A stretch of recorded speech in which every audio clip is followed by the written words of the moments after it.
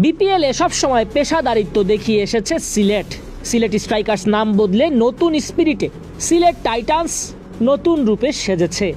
Official logo উন্মোচন করা হয়েছে সিলেট টাইটান্সের, যেখানে শোভা পেয়েছে আলী আমজাদের ঘড়ি, কিন ব্রিজ, চা বাগান।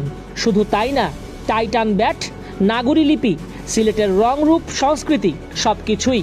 সিলেট টাইটান্স জানিয়েছে, আজ আমাদের জন্য একটি ঐতিহাসিক মুহূর্ত।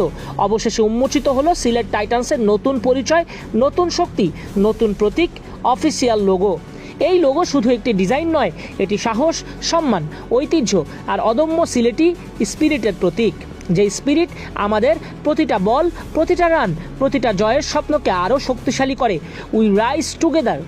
টাইটান ব্যাটের মাধ্যমে বোঝানো হয়েছে শক্তি, নিয়ন্ত্রণ ও আত্মবিশ্বাস এবং আগ্রাসী খেলার মনোভাবের প্রতীক হচ্ছে টাইটান ব্যাট। নাগরী লিপির মাধ্যমে বরাবরের মতো জানান দেওয়া হয়েছে সিলেটি ভাষার নিজস্ব নাগরী লিপি দেশ বিদেশে অবস্থানরত সকল সিলেটিদের আত্মার সঙ্গে যুক্ত। শুধু তাই না, এই নাগরী লিপিকে মনে প্রাণে ধারণ করে সিলেটিরা। তাছাড়া চা বাগান, আলী আমজাদের ঐতিহ্যবাহী ঘড়ি, কিন ব্রিজ আর সবুজে ভাব হচ্ছে সিলেটের রং।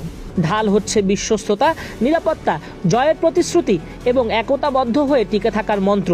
যেরকম প্রবাসী সিলেটিরা দেশের জন্য ঢাল হিসেবে রয়েছেন। সব মিলিয়ে সিলেট টাইটান্স এখন রেডি আসন্ন বিপিএলের জন্য। বিপিএলের প্লেয়ার্স ড্রাফট অনুষ্ঠিত হবে 30 নভেম্বর।